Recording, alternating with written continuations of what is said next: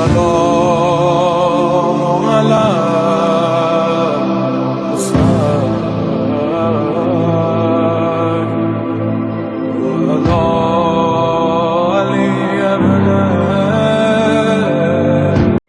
امام زمانہ کی سلامتی کے لیے بلندر صلوات۔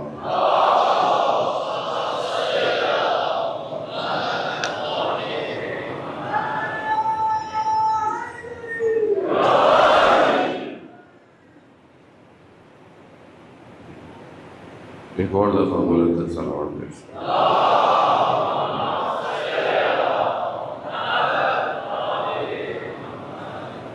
لا حول ولا قوة إلا بالله العلي العظيم۔ حسبنا الله ونعم الوكيل، نعم المولى ونعم النصير۔ أعوذ بالله من الشيطان الرجيم، بسم الله الرحمن الرحيم۔ الحمد لله الذي يؤمن الخائفين وينجي الصالحين ويدع المستكبرين ويهلك ملوكا ويستخلف آخرين، والصلاة والسلام على رسول الثقلين محبوب رب المشرقين والمغربين، جد الحسن والحسين، نبينا سيدنا بالقاسم محمد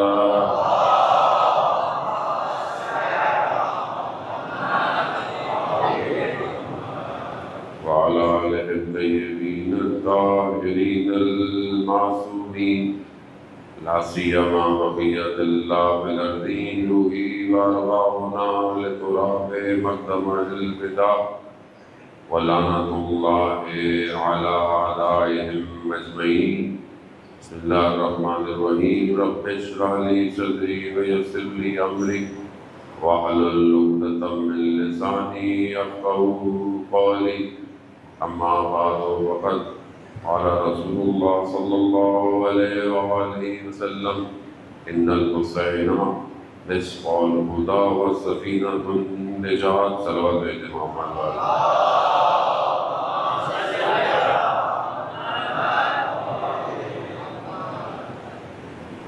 عزیزان محترم، ماہ محرم کا آغاز ہو چکا ہے۔ خدا کی بارگاہ میں شکر گزار ہیں کہ پروردگار نے ہمیں یہ توفیق عطا فرمائی کہ ہم ان ایام میں جمع ہوں اور خدا کا ذکر کریں اور ان کا ذکر کریں جن کا خود خدا ذکر کر رہا ہے۔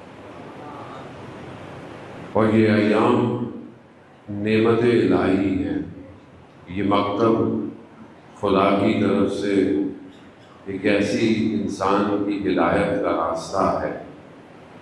اور یہ حدیث جو آپ کی خدمت میں پیش کی، آپ سنتے رہتے ہیں، بچپن سے سن رہے ہوں گے، دیواروں میں لکھی ہوئی ہے، پوسٹرز میں لکھی ہوئی ہے۔ اور یہ صرف قول نہیں ہے یا اقوال نہیں ہے کہ کسی نے کوئی بات کہی اور آپ نے سن لی، اور ظاہر ہے کہنے والا وہ شخص ہے جو خاتم الانبیاء ہے، جس کے لیے قرآن یہ فرماتا ہے کہ یہ اپنی طرف سے اپنی خواہش سے کوئی بات نہیں فرماتے، جو بھی ہے وہ سب خدا کی طرف سے ہے۔ اور پیغمبر جب کوئی بات فرما رہے ہیں تو وہ پھر، اور وہ بھی ایک ایسی وقت میں کہ جب سید الشہداء بہت چھوٹے ہیں، اور صرف اس لیے نہیں کہ وہ ان کے بھانجے لگتے ہیں یا ان کے نواسے لگتے ہیں یا ان کے فرزند لگتے ہیں، نہیں، ایسا نہیں۔ پیغمبر صدیق اور امین ہیں، خدا کے نظام کو دنیا میں حاکم کرنے کے لیے ان کو بھیجا ہے۔ جب وہ کوئی بات کہہ رہے ہیں تو اس کا پس منظر بھی بہت بڑا ہے اور آگے تک اس کی روشنی بہت زیادہ ہے۔ آج آپ کے سامنے یہ حدیث اپنے الفاظ کا مصداق ہے کہ بے شک حسین ہدایت کا چراغ ہے اور نجات ہی کشتی ہے، یعنی قیامت تک کے لیے اگر کہیں گمراہی ہوگی تو ہدایت حسین دے گا۔ اور آج جو ہم سب بیٹھے ہوئے ہیں یہ سب اسی ہدایت کی وجہ سے بیٹھے ہوئے ہیں، اور یہ ایسا چراغ ہے جسے لوگوں نے یا کسی چیز نے یا کہیں جگہ پہ نہیں جلایا گیا، یہ وہ چراغ ہے جسے خدا نے روشن کیا ہے، اور جسے خدا روشن کر دے اسے دنیا بجھا نہیں سکتی، اور نہ ہی دنیا بجھا پائے گی۔ قیامت آپ کے سامنے کتنا عرصہ ہو گیا، عزاداری کو روکا گیا، امام حسین کی زیارت کو روکا گیا، اور اتنی مشکلات آپ کے سامنے ہیں، لیکن یہ کبھی رکا نہیں ہے، نہ کبھی یہ رکے گا، اور جتنا وقت بڑھتا چلا جائے گا یہ کارواں اتنا بڑا ہوتا چلا جائے گا۔ سفینۃ النجات یعنی نجات کی کشتی ہے۔ بھائی بہرحال اسی چیز کو مد نظر رکھنا ہے، اور چند دن آپ کی گفتگو آپ کے درمیان میں ہے کہ اصل وارث جو ہے وہ غیبت کے پردے میں ہے، اور اس تک پہنچنا بہت ضروری ہے۔ جو ہم بہت عرصے یہ بات گفتگو کرتے تھے کہ امام کا ظہور ہو جائے اور امام آ جائیں، میرے خیال میں ہمیں اب اس ٹرمنالوجی کو چینج کرنا پڑے گا، یعنی اب ہم انتظار کریں کہ وہ آئیں، اب ہمیں اس سے آگے بڑھنا چاہیے۔ اب ہم اپنے آپ کو اس قابل کریں کہ ہم امام تک پہنچیں، یعنی امام کا آنا ایسا نہیں ہے کہ آپ بولیں امام کہیں سے آئیں گے تو آپ تک پہنچیں گے، نہیں، امام کا آنا صرف ایک شخص کا فزیکل آنا نہیں ہے، ایک سسٹم کا جنریٹ ہونا ہے، ایک سسٹم کا کھڑا ہونا ہے، یعنی جب وہ اس سسٹم اس قابل ہو جائے گا تو امام وہاں ظہور فرمائیں گے، یعنی نمودار ہو جائیں گے غیبت کے پردے میں۔ اور ابھی بھی اس سسٹم کو اس لیول تک پہنچانے میں امام خود مدد کر رہے ہیں، لیکن کس کی مدد کر رہے ہیں؟ اس کی مدد کر رہے ہیں کہ جو اپنے آپ کو امام کے لیے وقف کر رہا ہے، اسی کی مدد کر رہے ہیں۔ اس کو تھوڑا صحیح کریں، اس کی آواز کیوں غائب ہو رہی ہے؟ صلوات محمد وعلی محمد۔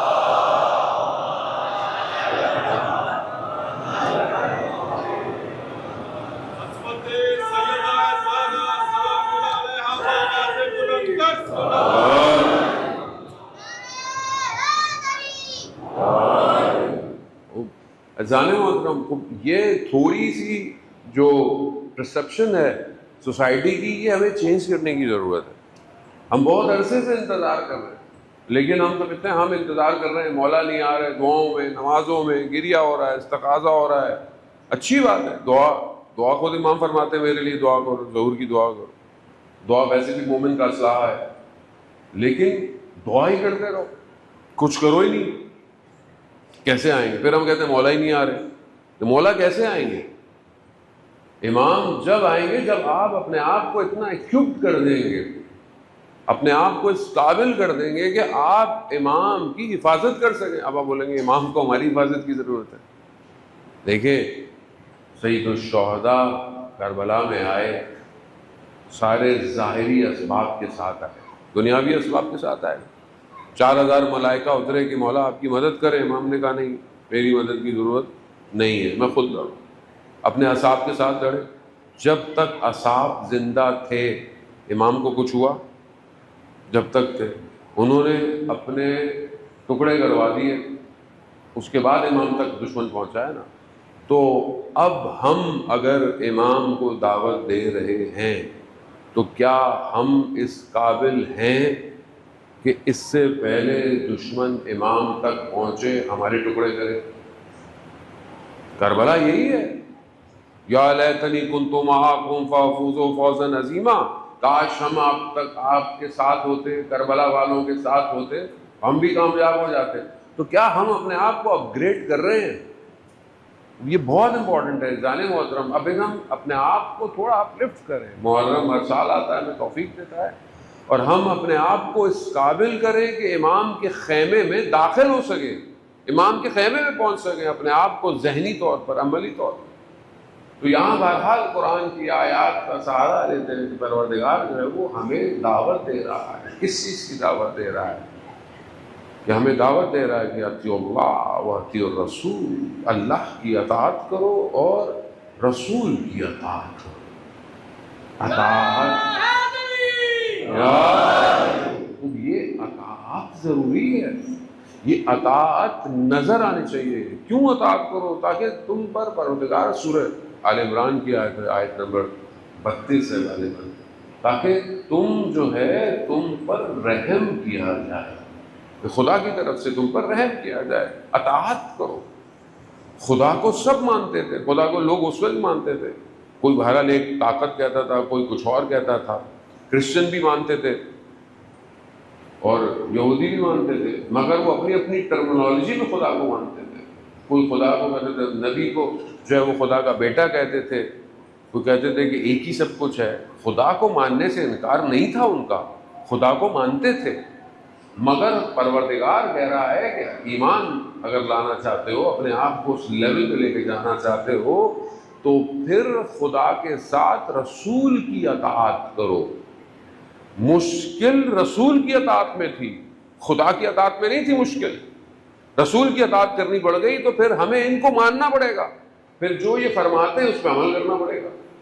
خدا کو ماننا تو آسان ہے، خدا کو مانو، خدا کو مان لو، باقی کچھ بھی نہیں کرو۔ جیسے ہمارے کہتے ہیں دل میں اللہ ہونا چاہیے، بھائی عمل میں کیا ضرورت؟ دل میں خدا ہے، ہمارے دل میں تو سب کچھ ہے، لیکن ظہور کیسے ہوگا؟ کیونکہ دیکھیں جب تک ہم اس سسٹم کو جو اللہ نے بھیجا ہے اس پر اپنے آپ کو گامزن نہیں کریں گے تو ہم دنیا میں بھی کمال پہ نہیں پہنچ سکتے اور آخرت میں بھی نہیں پہنچ سکتے۔ مسئلہ صرف تھوڑی دیر کا نہیں ہے، 60 سال کی زندگی، 70 سال کی زندگی ہے، نہیں، ایسا نہیں ہے۔ یہ تو بہت تھوڑا اسپیم ہے، مگر یہ چھوٹا سا جو ایک آپ کے پاس پیکج ہے، یہی پیکج آپ کو اس قابل کرے گا کہ آپ قیامت میں ہم فیہا خالدون، تم ہمیشہ وہاں رہو گے۔ اب جہاں ہمیشہ رہنا ہے مگر اس کے لیے یہاں رہنا ضروری ہے اور یہاں سے گزرنا پڑے گا، امتحان میں، آزمائش میں، ساری چیزوں۔ سب سے بڑی مشکل جو نظام الہی کے مقابلے میں ہے وہ اللہ کے ولی کا انکار کرنا ہے۔ اطاعت کرو، جب تک نہیں ہوتا، جب تک حضرت مسلم کوفہ نہیں آئے تھے، امام حسین کو خط لکھے گئے، امام حسین کو بلایا گیا، امام حسین کے لیے بولا کہ آپ آ جائیں، ہم آپ کے لیے تیار ہیں۔ لیکن جب امام حسین علیہ السلام نے جناب مسلم کو بھیجا اور کہا کہ اس کی بیعت کرو، غیبت تھی، جب غیبت سے مراد کیا ہے؟ ابھی امام وہاں نہیں، مدینہ میں تھے نا امام، ظاہری طور پر کوفہ میں نہیں ہے۔ جب تک کوفہ میں نہیں تھے، جب تک بہت تیار ہو رہے ہیں، آ جائیں آپ، آ جائیں، ہم آپ کا انتظار کر رہے ہیں اور ہم یہ کر دیں گے، ہم قیام کر دیں گے، ہم یہ کر دیں گے۔ امام نے بولا اچھا چلو اپنے آنے سے پہلے نائب کو بھیجتا ہوں۔ نائب کو بھیجا، کیا ہوا؟ کہاں گئے وہ 18,000 تک؟ کہاں گیا وہ ہزاروں کا لشکر؟ کہاں گیا؟ یہ فیکٹرز بہت امپورٹنٹ ہیں۔ تاریخ صرف سن کر گزر جانے کا نام نہیں ہے۔ قرآن کے قصے احسن القصص ہیں، تاریخ کے واقعات عبرت ہے۔ امام آ جائیں، امام آ جائیں، مولا آ جائیں، الجل الجل امام آ گئے، پھر تو امام ایسے نہیں آئیں گے۔ پہلے 11 امام آئے اور کتنے لوگوں نے ساتھ دیا؟ ابھی جب تک ہم اپنے آپ کو اس جہد تک نہیں پہنچاتے اور اس لیول تک پہنچانے کے لیے آپ کو انٹرنل معرفت کی ضرورت ہے۔ جس شخص کے لیے دنیا سب کچھ ہو، رشتے سب کچھ ہو، پوسٹ ڈیزگنیشن سب کچھ ہو، ظاہری مادیت چیزیں سب کچھ ہو، وہ امام تک نہیں پہنچ سکتا۔ اس کا یہ مطلب نہیں ہے کہ بس آپ بولیں کہ امام تک جانے کے لیے مجھے رہبانیت اختیار کرنی ہے، مجھے جو ہے وہ مطلب پہاڑوں پہ جانا ہے۔ نہیں، اسلام اس کو منع کرتا ہے۔ دیکھیں مسیحیت میں جو رہبانیت ہے وہ کیوں ہوئی؟ تاکہ ہم دور ہو جائیں معاشرے سے، تاکہ گناہ سے آلودہ نہ ہو سکے۔ کہ معاشرے میں ظاہر ہے انسان جب انٹیکٹ کرتا ہے تو غلطی بھی کرتا ہے، کوتاہی بھی کرتا ہے، لیکن جب معاشرے میں نہیں ہوگا تو گناہ نہیں کرے گا، غلطی نہیں کرے گا۔ تو انہوں نے رہبانیت اختیار کر لی، یعنی معاشرے سے کٹ جاؤ، دور ہو جاؤ۔ تاکہ وجود گناہ سے آلودہ نہ ہو، آلودہ نہ ہو۔ لیکن بدعت تھی، کیونکہ دین یہ نہیں ہے۔ پیغمبر کے دور کے اندر بھی کچھ لوگ جب قرآن کی آیات کو سنا کہ جن کا تعلق جہنم کی آگ سے تھا، گھبرا گئے اور نکل گئے شہر سے باہر۔ جب ان کو پتہ چلا تو انہوں نے کہا کہ ان کو بلاؤ، اور انہوں نے کہا کہ جی یہ دین نہیں ہے، اگر دین یہ ہوتا تو سب سے پہلے پیغمبر ایسا کرتے، اگر وہ تو نارمل زندگی گزار رہے، ائمہ نارمل زندگی گزار رہے، تو اس کا مطلب کیا ہے؟ فارمولا کیا ہے کہ دین وہی ہے جو شریعت محمدی ہے صلی اللہ علیہ وآلہ وسلم۔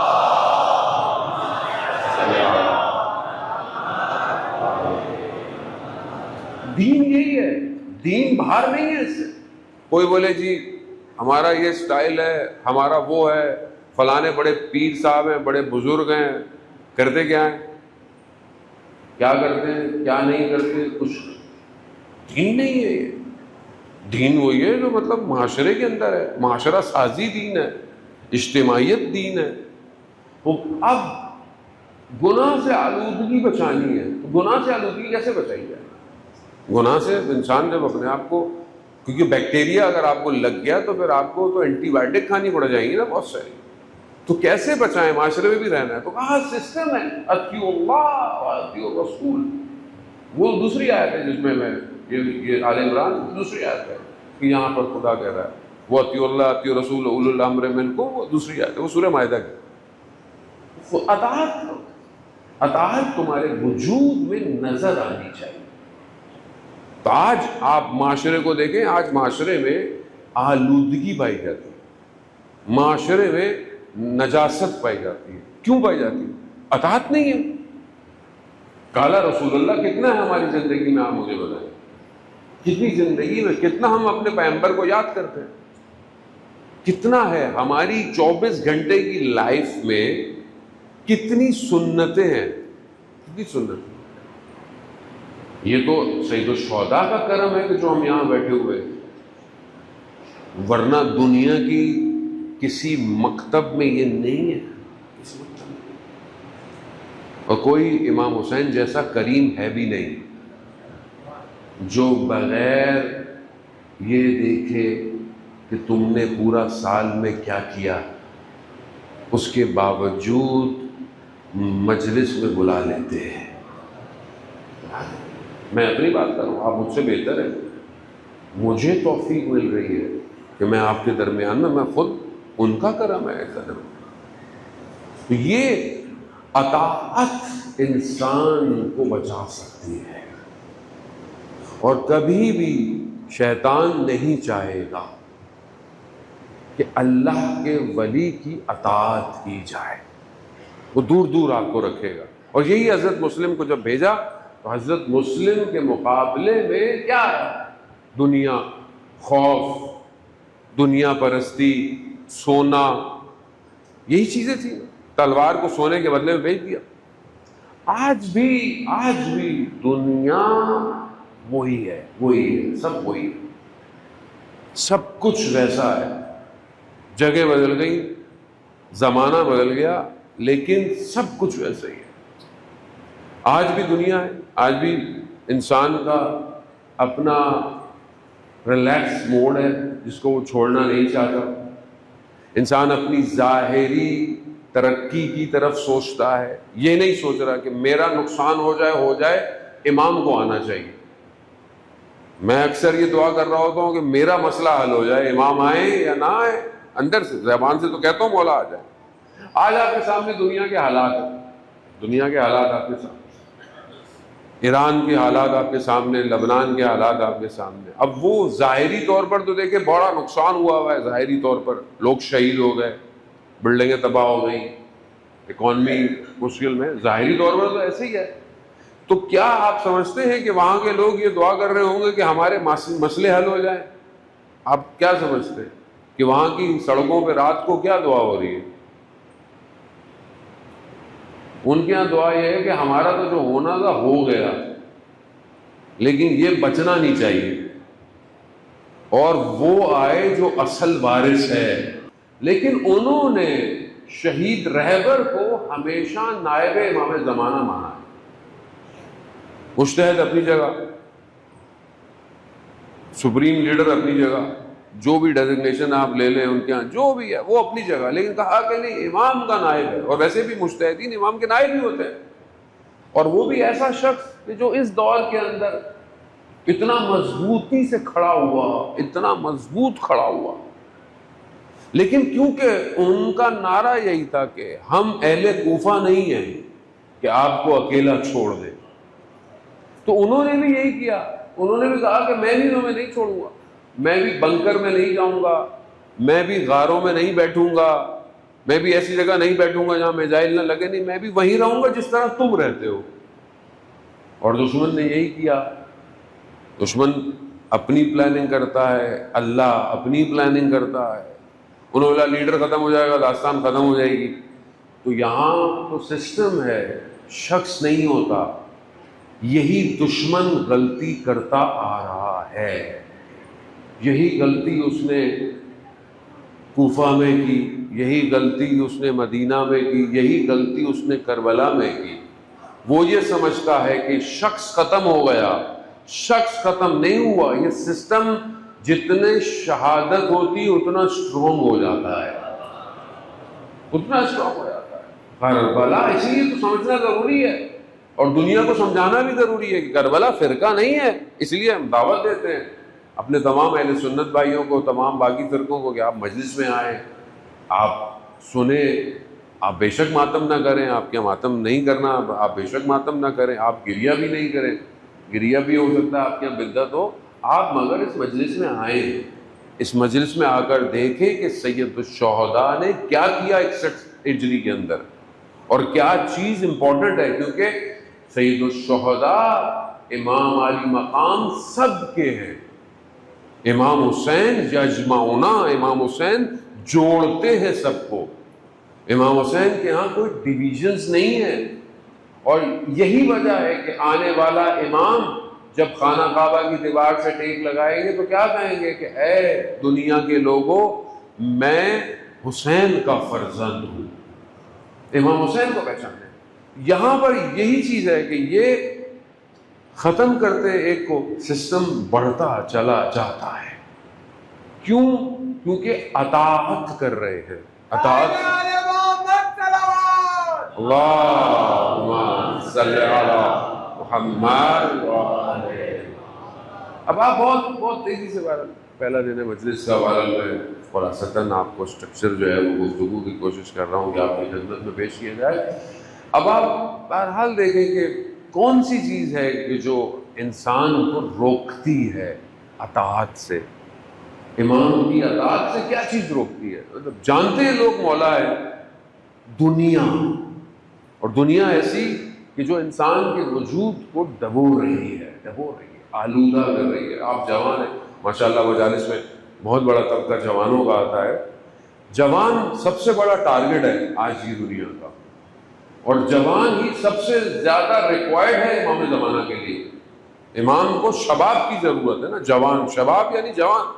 اور دشمن جوان ہی کو ٹارگٹ کرتا ہے. بزرگ اپنی جگہ انہوں نے اپنی زندگی گزاری، بہترین زندگی، یہاں تک لے آئے عزاداری کو، اسلام کو، لیکن بہرحال ان کو ٹارگٹ نہیں کرا. ٹارگٹ آپ لوگ ہیں، آپ کا ذہن ہے، آپ کی نگاہیں ہیں. صلوات محمد وعلی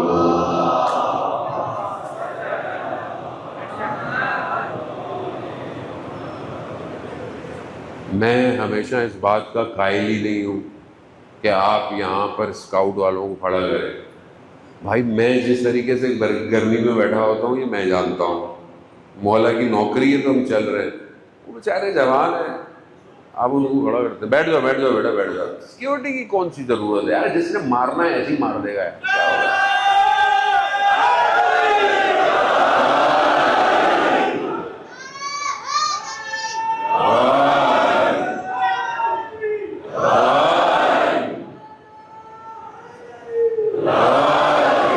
مرنے سے کون ڈرتا ہے؟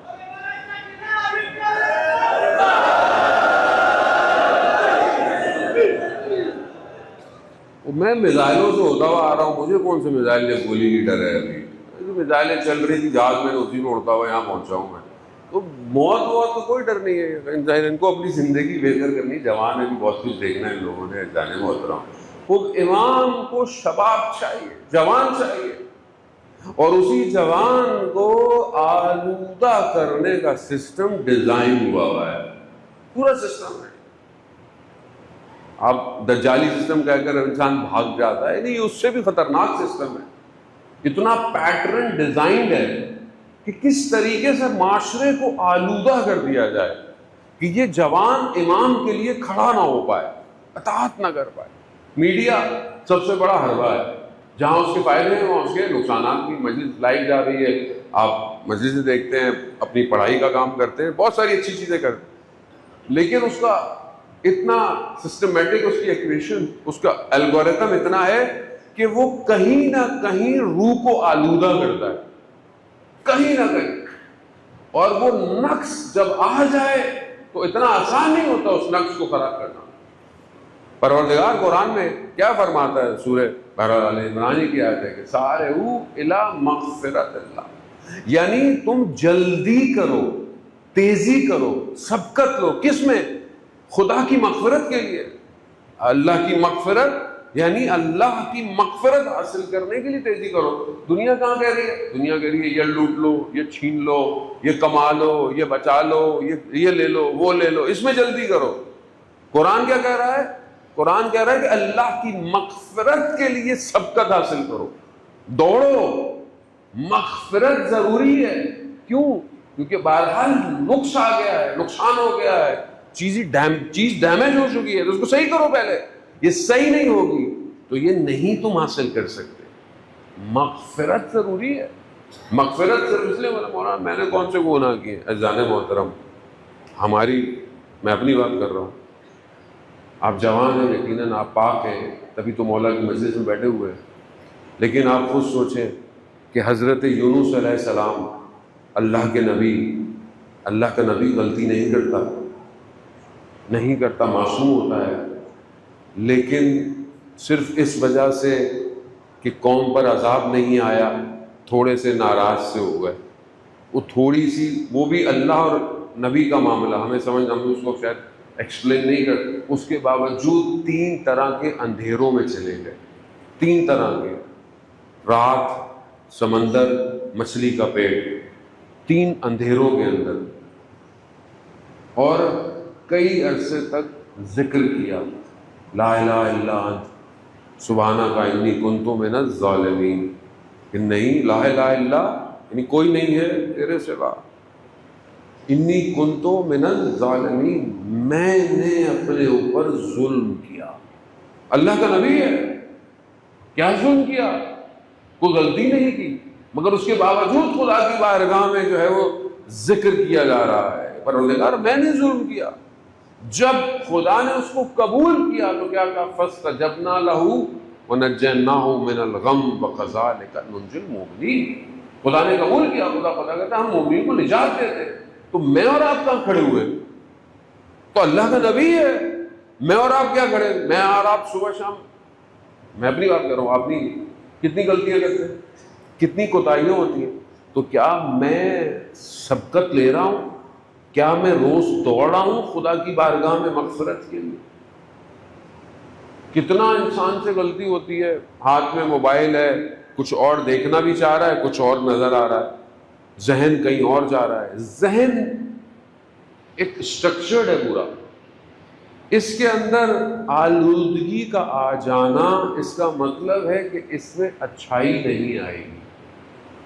اگر ذہن پاک نہیں ہے تو انسان کے اوپر الہام نہیں ہوگا. ہر وقت ذہن، آپ دیکھیں نا کہ معاشرے میں اتنا ایسا سسٹم کیا گیا نا، دیکھیں ہماری تو بیسکس نیڈس پوری نہیں ہے، پانی نہیں ہے، گیس نہیں آ رہی، بجلی کا مسئلہ، اور ماشاءاللہ سڑکوں کا مسئلہ. انسان، آپ سوچیں نا کہ آدمی اس ڈسٹریس میں، اور پھر اس کے بعد ٹی وی کھولیں آپ، اس کے بعد خبریں دیکھیں، ساری چیزیں دیکھیں. ایک ہجوم ہے انسان کے اوپر، سائیکولوجیکل وار ہے.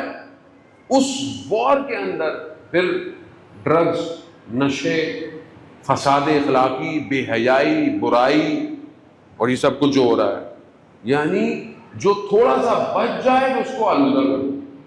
اور جب یہ آلودہ ہو جائے گا تو یہ کیسے کہے گا اطیعوا اللہ و اطیعوا الرسول؟ کیسے کرے گا؟ یہ کیسے کرے گا؟ ذہن سے آلودہ ہے، سوچنے کی صلاحیت ختم ہے. کہاں جائے گا؟ کیسے اپنے امام تک پہنچے گا؟ یعنی امام تک، اذان محترم، امام تک صرف پہنچنا نہیں ہے، پورا سسٹم ڈیزائن کرنا ہے کہ امام تشریف لائیں اس کے اندر. کیسے کریں گے آپ؟ یہ جو آپ دیکھ رہے ہیں کہ یہ جو جوان بیٹھے ہوئے پچھلے 100 دن سے زیادہ ہو گئے، ٹھیک ہے نا، سیز فائر ہے، کبھی کچھ ہو جاتا ہے، کبھی کچھ، 100 دن سے زیادہ ہو گئے.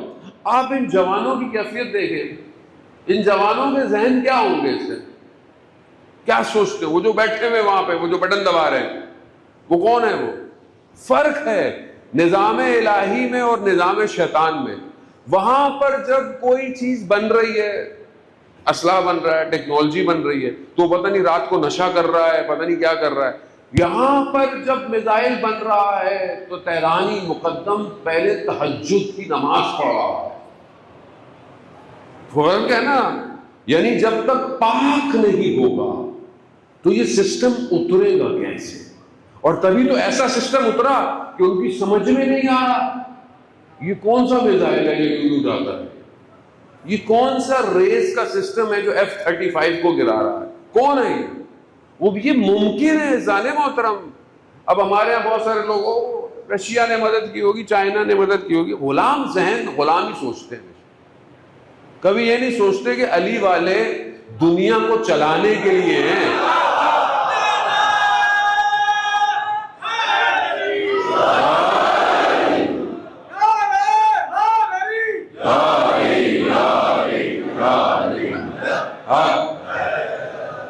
علی والے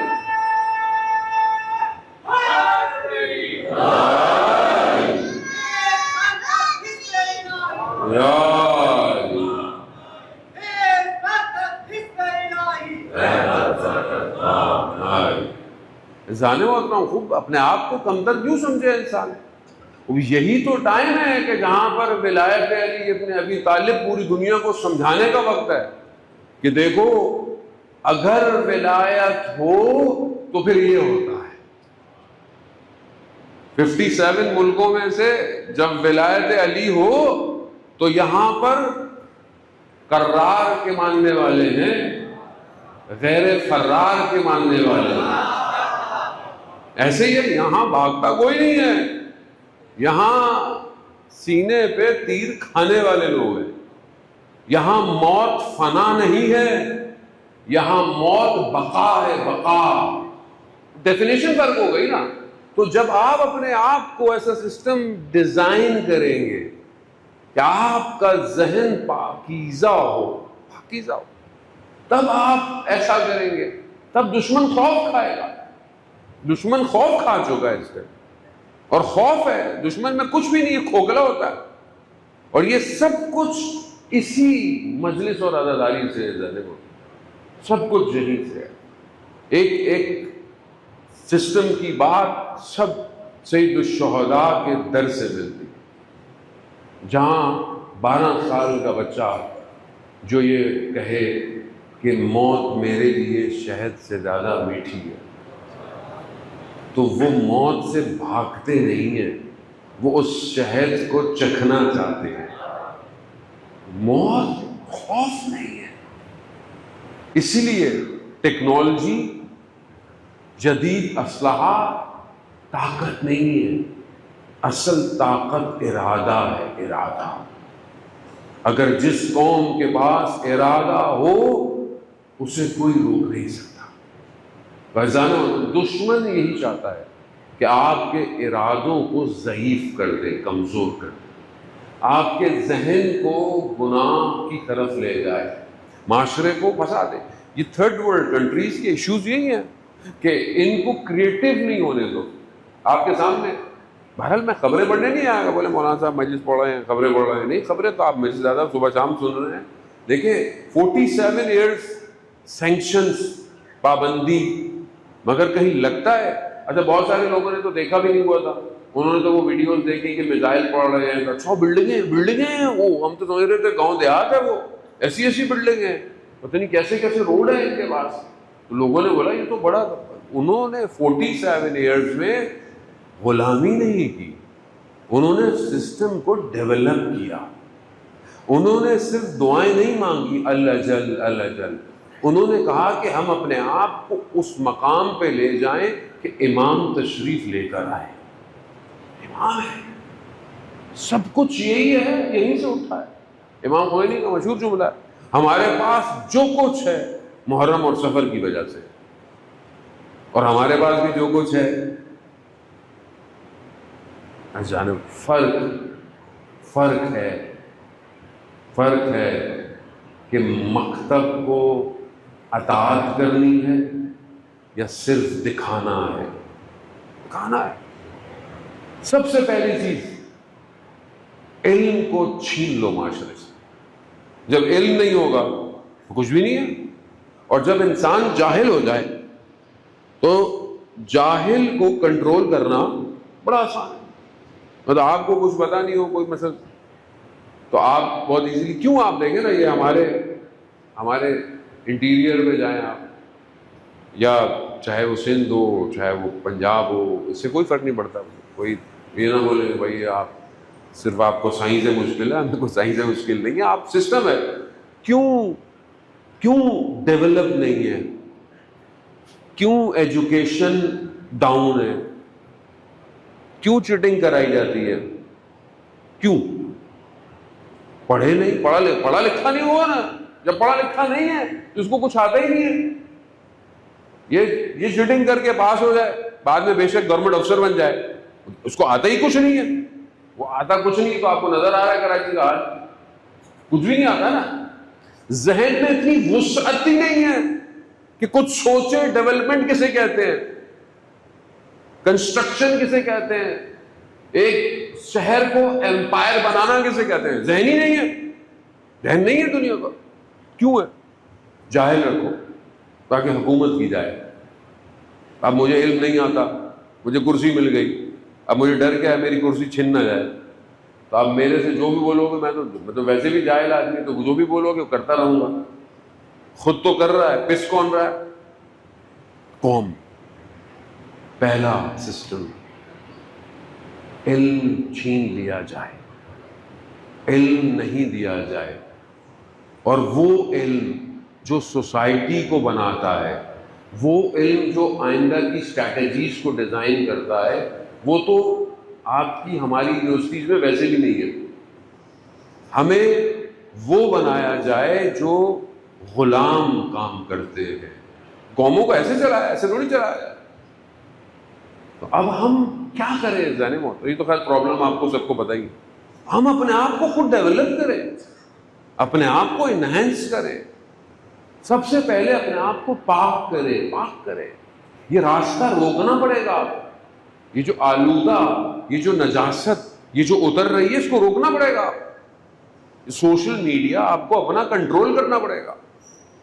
ہر چیز نہیں دیکھنی، ہر خبر نہیں سننی، ہر برائی کے بارے میں جاننا ضروری نہیں ہے. یہ ہو گیا وہ، آپ دیکھیں نا آپ کس طریقے سے معاشرے کو آلودہ کیا جاتا ہے. کوئی ایک واقعہ کہیں ہوتا ہے، وہ تو غلط بات ہے، واقعے کا ہونا بری بات ہے، لیکن ہر واقعے کا نیشنل ہو جانا، معاشرے میں پھیلا دینا، خوب یہ ذہن پاک نہیں ہوگا، اس سجدے میں بھی خدا کی طرف متوجہ نہیں ہوگا.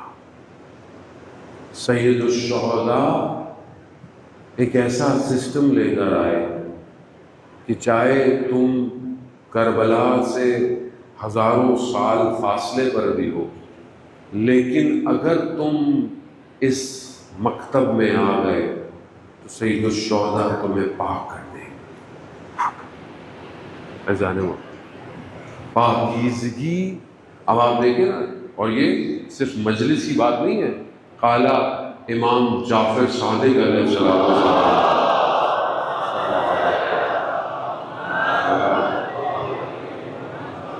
امام فرماتے ہیں کہ اگر تمہاری آنکھ میں ذرا سا بھی آنسو آ جائے، کس وجہ سے؟ امام حسین کے غم میں، تو خدا جہنم کی آتش کو ٹھنڈا کر دیتا ہے۔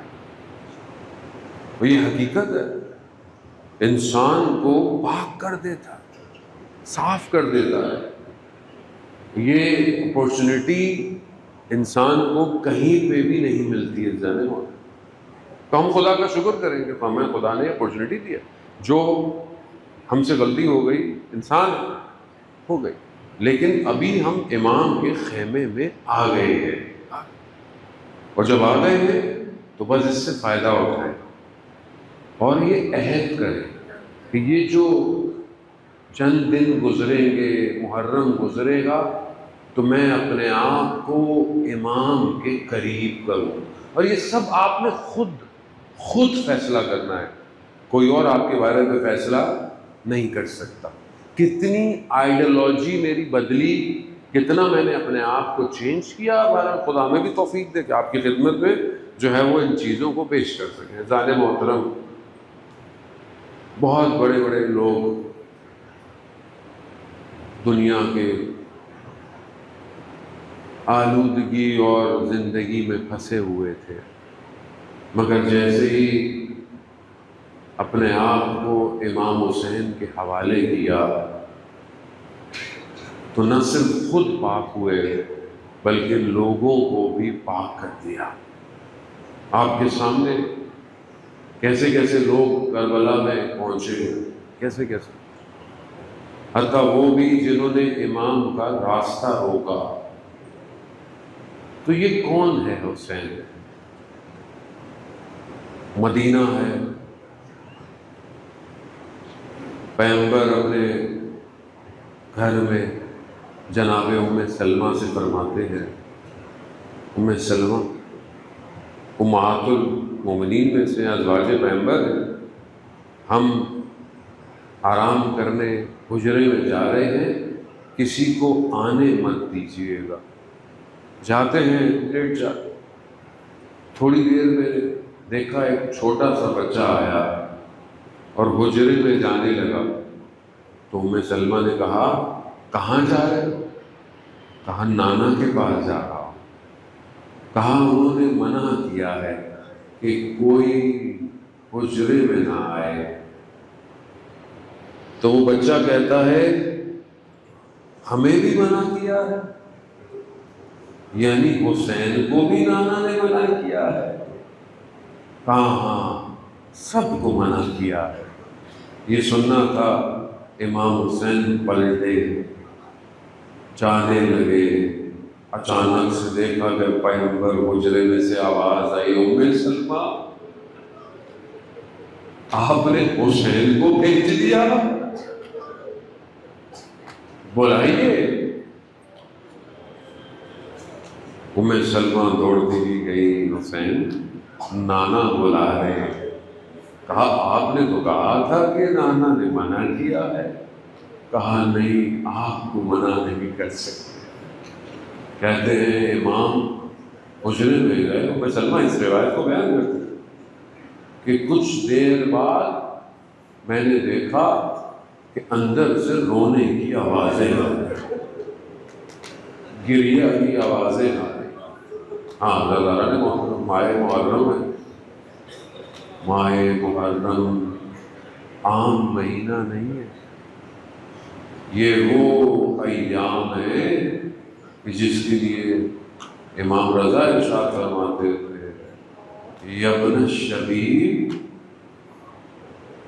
اے شبیب محرم کے ایام آ گئے۔ اور خود وہ شبیب کہتا ہے میں نے امام کو مسکراتے نہیں دیکھا کبھی۔ سیاہ شال ان کی گردن میں رہتی تھی۔ اب اس درد کو دیکھیں، اس درد کو محسوس کرنا پڑے گا۔ گو کہ آپ کی مصروفیت ہے، گو کہ آپ کی زندگی ہے، لیکن یہ درد بہت ضروری ہے۔ اس درد کو جتنا محسوس کریں گے اتنا آپ آگے بڑھیں گے۔ یہ سب کربلائی سے تو ہے، اور کہاں سے؟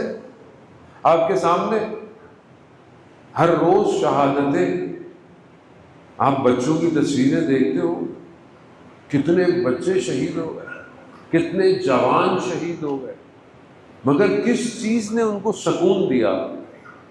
کربلا سکون دے رہا ہے۔ وہ میناب کی بیٹیاں جو چھوٹی چھوٹی بچیاں تھیں، جنہوں نے ابھی نئے نئے روزے رکھنا شروع کیے تھے، جن کے کتابوں کے صفحے پھٹے ہوئے ملے، جن کے وجود کے ٹکڑے خاک میں مل چکے تھے، کس وجہ سے؟ کربلا۔ جو کربلا کے مکتب میں امام اور امام کی اولاد کے لیے روتا ہے، اسے اپنی زندگی گزارنا مشکل نہیں لگتا۔ جناب ام سلمہ نے بعد میں پوچھا، یا رسول اللہ، آپ کیوں گریہ کر رہے تھے، کیوں رو رہے تھے؟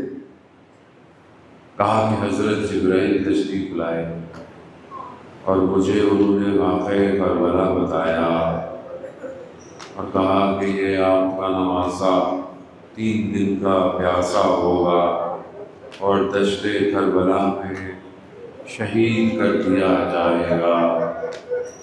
اور کہا پھر ان کے ہاتھ میں، پیغمبر کے ہاتھ میں کہتے ہیں ایک مٹی تھی، کہا یہ کیا ہے؟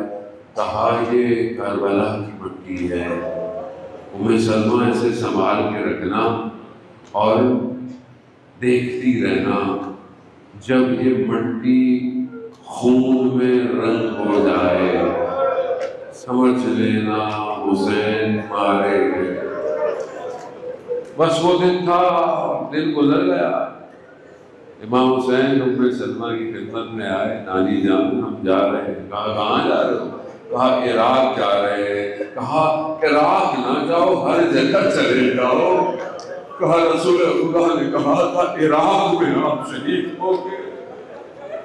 کہتے ہیں امام حسین نے جناب ام سلمہ کو کچھ دکھایا تو انہوں نے دیکھا، کہا یہ تو بڑا بھیانک منظر نظر آ رہا ہے۔ کہا ہاں نانی جان، یہ وہی جگہ ہے جہاں ہم مارے جائیں گے۔ بس کہتے ہیں کہ امام نے بھی وہاں سے کچھ مٹی اٹھائی اور جناب ام سلمہ کو دے دی اور کہا یہ بھی یاد رکھیے گا، ہاں محترم میں نہیں جانتا کہ روز عاشورہ جب آئی ہوگی اور پھر وہ جو خاک رنگ میں بدل گئی ہوگی، جناب ام سلمہ کی کیا کیفیت ہوگی۔ ہاں مگر اتنا ضرور ہے عزاداران محترم، وہ حسین کہ جس کی ماں نے چکیاں پیس کے پالا ہو، وہ حسین کہ جس کی ماں دیواروں کے سہاروں سے چلتی ہو، وہ حسین۔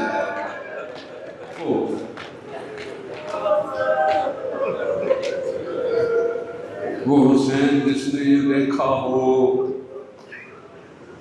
کہ آج ماں نے ہمیں نہلایا ہے، بالوں کو سنوارا ہے، ہاتھوں سے روٹیاں بنائی ہے۔ اولاد کے لیے بڑا ہوتا ہے نا، خدا تمام بیماروں کو شفا دے۔ بہت لوگ مریض ہیں، آپ کی آنکھوں میں آنسو ہیں، ان تمام مریضوں کے لیے، کینسر کے مریضوں کے لیے، ان ماؤں کے لیے جو مریض ہیں ان کے لیے دعا کریں۔ اولاد کے لیے تو سب سے بہتر یہ ہوتا ہے نا کہ ماں بہتر ہو گئی ہے۔ اور اس دن جناب سیدہ کے بچوں نے بھی یہی سوچا ہوگا کہ اب ماں ہماری ٹھیک ہو گئی ہے، صحت مند ہو گئی ہیں، لیکن انہیں کیا پتا تھا یہ آخری دن ہے ہماری ماں کا۔ عزاداران محترم، مدینہ اور رات کی تاریکی اور ایسا گریا کہ جب غسل کفن دے دیا، بچوں نے آ کر ماں کو لپٹ گئے، امام حسین نہیں آئے۔ بیان یہی کرتے ہیں کہ امام حسین اپنی ماں کے بدن پہ کہا جب تک میری ماں مجھے بلائے گی نہیں میں قربان جاؤں۔ یا حسین، یا حسین، کیا محبت ہے، قربان جاؤں۔ کیسے نہ ہو وہ ماں جو خود حسین سے یہ کہے میرے بیٹے میں جنت میں نہیں جاؤں گی جب تک ایک نہ ایک عزادار بہشت میں نہ چلا جائے۔ ہاتھ کے بند، کفن کے بند ٹوٹے، ہاتھ بلند ہوئے، امام حسین اپنی ماں کے بدن پر آئے اور کہتے ہیں وہ گریہ کیا کہ عرش سے آواز آئی علی بچوں کو ہٹا لو کہیں محرام نہ بچ جائے۔ یا امیر المومنین یہ تو مدینہ ہے آپ کا گھر ہے اور محرام بچ جائے گا۔ لا یوم بابا عبداللہ، اے میرے مولا آپ کربلا میں ہوتے، آپ کا فرزند تلواروں نیزوں پتھروں کی زد کے اندر ہے اور ایک ننھی سی بچی دوڑتی ہوئی آ رہی ہے اور یہ کہتی ہوگی نہ مارو میرے بابا کو، لیکن کوئی کوہرام نہ مچا، کوئی شور نہ ہوا، بلکہ اس بچی کو تازیانوں اور تماشوں سے دور کر دیا۔ ہاں عزیزان محترم، ارے وہ بچی بھی بالکل اپنی دادی جیسی شباہتیں رکھتی ہے۔ وہاں دروازہ جلا، یہاں دامن جل گیا، باقی میری جرت نہیں جناب سیدہ کے لیے کہوں مگر اس بچی کو تماچے لگے۔ خدا حافظ ایسے روئے کہ جیسے گھر میں جنازہ آنے والا ہے، ایسے گریہ کرے جیسے سب کچھ ختم ہو گیا ہے۔ عزاداران حسین ایسا ہے جس کی ماں پہلی محرم کو مدینہ چھوڑ دے اور اپنی ٹوٹی ہوئی پسلیوں سے شہر شہر گلی گلی نہ چھوٹا عزا خانہ دیکھے نہ بڑا عزا خانہ دیکھے اور آئے اور عزاداروں کے پرسے کو لے کر جائے۔ ارے وہ حسین کہ دشت کربلا کی طرف روانہ ہے اور ایک چھوٹی سی بچی جو آج بھی شام کے زندان میں یہی کہہ رہی ہے اے میرے بابا کے عزاداروں جب کربلا جانا تو میرا بھی بابا کو سلام دینا۔